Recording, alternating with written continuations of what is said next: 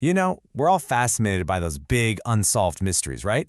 The ones that make you think about conspiracies or even the paranormal. But what if we're looking at them all wrong? In this explainer, we're going to re-examine some of history's most baffling cases, but through a totally new lens. One that suggests the truth isn't some grand, complicated plot. It's just really, really tragic. And we're going to kick things off with a case that's so strange it's been called the American Dyatlov Pass. It's a story so full of contradictions, it has just stumped everyone for over 40 years. Okay, so picture this. It's a cold February night back in 1978. 5 young men from Yuba City, California, they vanish after watching a college basketball game. All they left behind were their families, an abandoned car, and a trail of clues so weird and contradictory they've defied any logical explanation for decades. Now, their drive home should have been super simple, about an hour straight south on a flat highway, but instead, their car was found 4 days later, way up high on some deserted mountain road, stuck deep in the snow and miles in the complete opposite direction of home. And these weren't just random guys. They were this incredibly tight-knit group of friends. 4 of the men had mild intellectual disabilities, and they basically operated as a single unit. They loved basketball.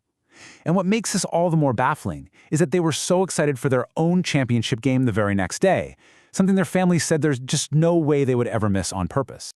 And this is where the mystery just goes off the rails. Their car was found stuck in snow, sure, but it was in perfect working condition. They just left it and walked for miles. But here's the most haunting part.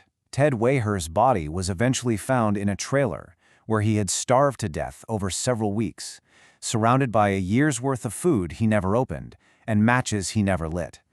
I mean, nothing about it made any sense. Okay, so this brings us to a really crucial point. For decades, all the theories about the Yuba County Five have involved, foul play, kidnappings, maybe they saw something they shouldn't have. But what if our love for a good conspiracy theory is actually blinding us to a much simpler and, frankly, much more tragic reality? Instead of asking who did this to them or what kind of shady thing were they running from, what if the real question is, how could a simple series of small, totally understandable mistakes add up to a complete and fatal disaster? It's like we're always looking for the Hollywood movie plot, right? Sinister villains, cover-ups. But the truth behind a lot of these famous mysteries might just be in a chain reaction of boring, unfortunate events, not one big dramatic one. Yeah, exactly. This quote from a Reddit user just hits the nail on the head. It's not about one single massive failure. It's about how scarily fast a few small mistakes can spiral into a life-or-death situation. So let's see how this changes the way we look at the Yuba County case. All right, so with that new framework in mind, let's go back and look at the bizarre details of that February night again, but this time not as clues to a crime, but as steps in a terrible, tragic accident. So the first domino to fall was probably just a simple wrong turn. Why did they go east into the mountains? Well, the most likely theory is they decided on a whim to visit a friend in a little town called Forbustown. It's late at night, it's dark, and it's totally plausible they just missed a poorly marked turn and, without even realizing it, started climbing higher and deeper into the wilderness. Search and rescue experts have a name for this. They call it get-there-itis. It's this powerful and often fatal psychological bias. Instead of admitting you made a mistake and turning back, you push forward. You convince yourself that civilization has got to be just over the next hill. And it's really likely that's exactly what these guys did, until the snow got too deep and finally stopped their car for good.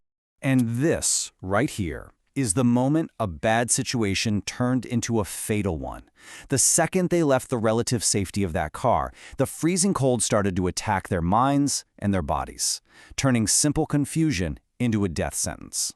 Hypothermia isn't just about feeling cold. It literally hijacks your brain. It explains why they would make these seemingly irrational decisions. They weren't thinking clearly because their own bodies were working against them.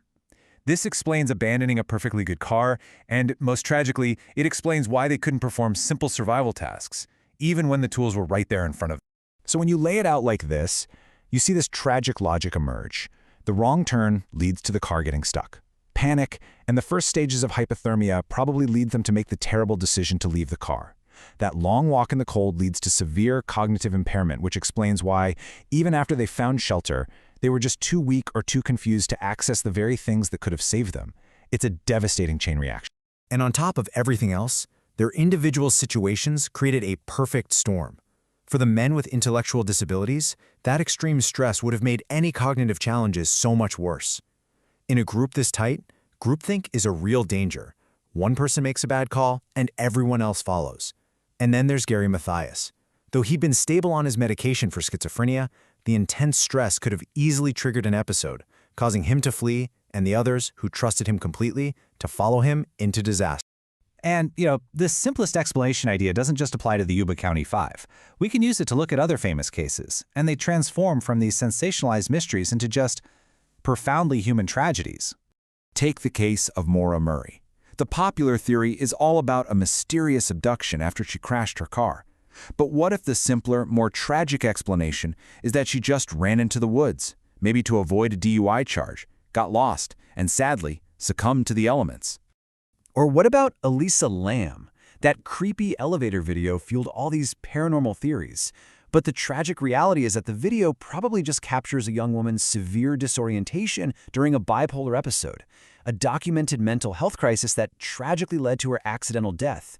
And finally, think about 9-year-old Asha Degree, who vanished after walking out into a storm. Instead of some complex abduction plot, the simpler explanation is that she was probably sleepwalking, a totally common thing for kids to do, and just tragically wandered into harm's way. So, does stripping away all the layers of conspiracy make these stories less mysterious? Maybe. But I think it actually reveals a much more profound and relatable horror. That terrifying realization that any one of us could get caught in a cascade of small, simple errors with the most devastating consequences imaginable.